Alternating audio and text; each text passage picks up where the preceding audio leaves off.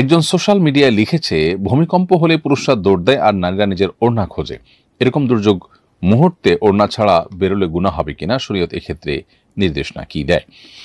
প্রথম কথা হলো যে বা যারা সোশ্যাল মিডিয়াতে এই ধরনের কথা লিখছেন যে ভূমিকম্প হলে পুরুষরা দৌড় দেয় আর নারীরা ওড়না খোঁজে, এখানে নারীদের ওড়নার কারণে তারা কিছুটা পিছিয়ে আছে এরকম একটি ধারণা হয়তো তারা দেওয়ার চেষ্টা করছেন, জ্ঞাতসারে কিংবা নিজের অজান্তে।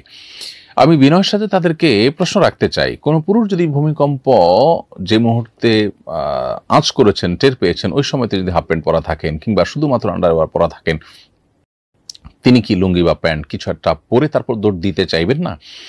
সেক্ষেত্রে তার এই যে একটা লুঙ্গি বা প্যান্ট কিছু একটা পরে অন্তত তাকে দৌড় দিতে হচ্ছে, এটাকে তিনি কি আসামের কাঠগড়া দাঁড় করাবেন?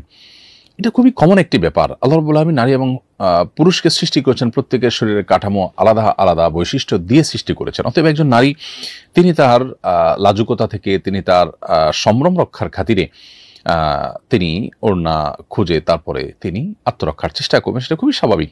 অতএব এইটাকে নিয়ে যারা ট্রল করছেন অথবা নিজের অজান্তে যারা এটাকে নিয়ে হয়তো নেগেটিভ মন্তব্য করছেন, সে মানুষদের কাছে আমাদের বিনীত প্রশ্ন যে তারা এর মাধ্যমে আল্লাহর একটা বিধানের বিরুদ্ধে নিজের অজান্তে হয়তো দাঁড়াচ্ছেন এবং সেই সাথে একটা অযৌক্তিক অবস্থানে তারা দাঁড়াচ্ছেন, কারণ একই কথা তো পুরুষের বেলায়ও প্রযোজ্য হতে পারে। আর পাশাপাশি আরেকটি গুরুত্বপূর্ণ বিষয় হলো, ভূমিকম্প হলে বিশেষজ্ঞরা বলছেন দৌড় দেয়া নয়।